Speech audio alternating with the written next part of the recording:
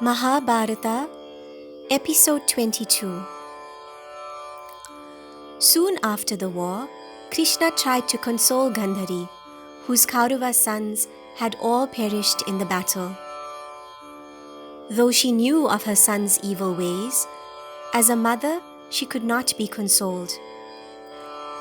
To Krishna she cried, "O Krishna, you could easily have averted this tragedy, but you did not do so."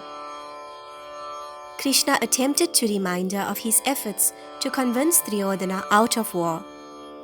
But instead, Gandhari pronounced the following: "Krishna, just as my sons have been completely annihilated, I curse that your Yadava clan be similarly wiped out, and you too along with them, 36 years from now." Krishna smiled and replied, "I understand how you feel, and I gladly accept your curse." This curse would prove to be a piece of the puzzle that was Krishna's avataric mission. And to gather how it fits into the divine play, we must travel back even further before the events leading up to and including the war unfolded. Once it was that a group of sages, led by sage Vishwamitra, felt the inner urge of the divine to visit Krishna on a pilgrimage to Dwaraka. As they entered Dwaraka, a group of boys from Krishna's Yadava clan decided to play a prank on the sages. They dressed a young boy as a girl, and taking him before the sages asked, "O wise ones, this girl is with child. Will she give birth to a boy or a girl?" The sages saw through the game, took it as a sign of disrespect, and duly pronounced a curse. An iron pestle will be born, which later will be the cause of destruction for the entire Yadava clan. Intensely frightened, the pranksters fled from the spot. Later, when the female disguise was taken off from the boy, an iron pestle was found in the garment.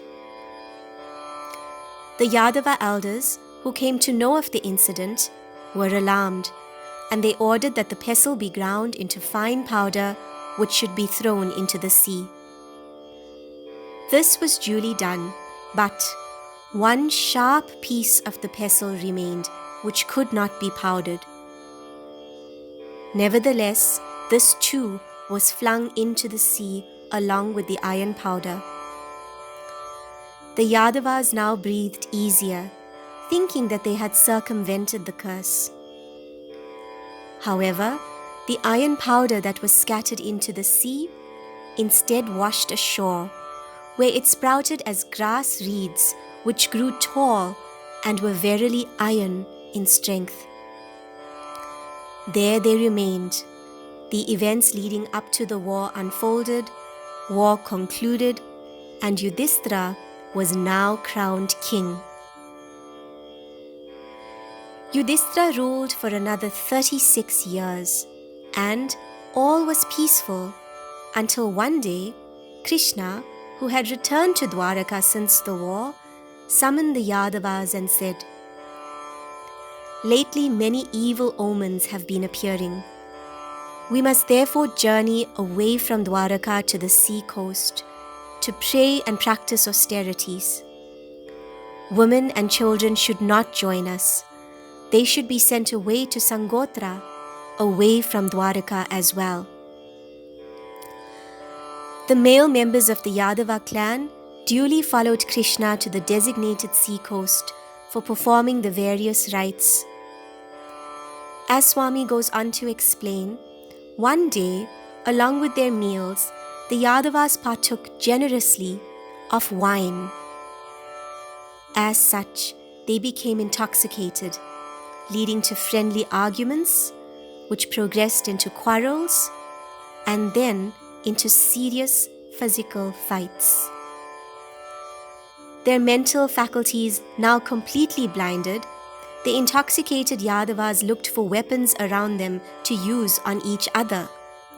And they found none other than the same grass reeds, which had grown tall and strong from the iron powder of the cursed iron pestle. The Yadavas grabbed the reeds, which they attacked each other with, to the death. It was a gory sight which Krishna watched silently. In the end, the Yadavas were all dead, and only Krishna remained. He simply walked away to a nearby forest.